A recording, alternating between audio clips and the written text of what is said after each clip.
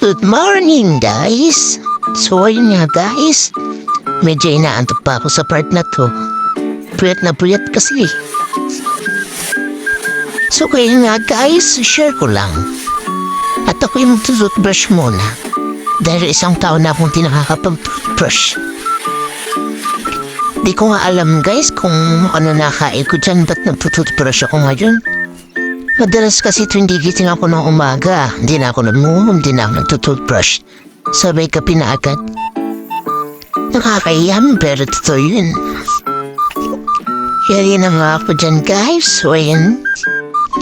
Wala nga pala kaming kape sa aming bahay. Pero, di na ako ng dalawang isip ako, hindi yung mapunta sa aming kapitbahay para makakape.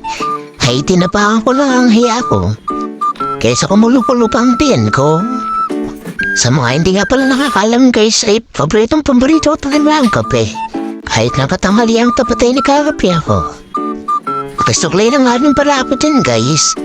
Dahil yung buko ay parang tsakula. Kaya nga siguro, guys, hindi pa ako magkakatulong jowa. Alam niyo ba, guys, na pangarap ko magkaroon ng cafeteria. Kung papalarin niya ako, guys, na magkaroon ng cafeteria ay ang ipapangalan ko ay Sala Coffee.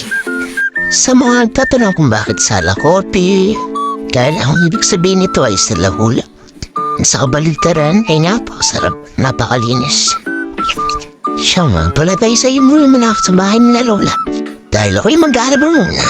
Sa mga magtatanong nga pala, guys, kung bakit dito ako maglalaba kala Lola dahil nasira ang aming washing. Magigib muna nga pala ako ng tubig sa poso para ipanlagay sa washing.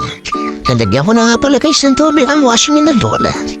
Kaya tumuwi muna ako ng aming bahay para kunin ang aming lapahin. Pag-uwi ko nga, guys, ng aming bahay ay inaaabutan ko ang aming ate na nananahi. Galit na galit nga pala, guys, sa akin. Dahil tinamhali nga ako, guys, ng gising. 2 baso nga pala, guys, ang aming labahin. Kaya pupunta na nga pala ako, guys, kina Lola.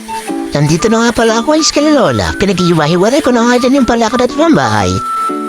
Nalagyan ko muna pala nga, guys, ng sabon ng washing. Pagyari ko nga, guys, malagyan ng sabon ng washing ay sinalong ko na ang labahin. Yari na nga, guys, ang labahin kahit tinawag ko na. Ang pag-wash nga pala, guys, ay parang pagpapaipos sa inyo ng inyong mga jowa. Charot! Tinbahan ko lang nga dyan, guys, ang kanera. Parang ako'y makapagmanulakad.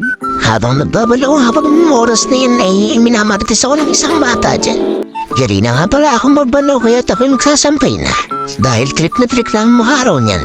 At baka yung kutis ko ay umitim. Alam mo talaga may iitim pa yan. Yari na nga pala akong magsampay dahil minekos-mepos ko lahat. Kakain mo na nga pala ako ay stay ng buto ng akmalad.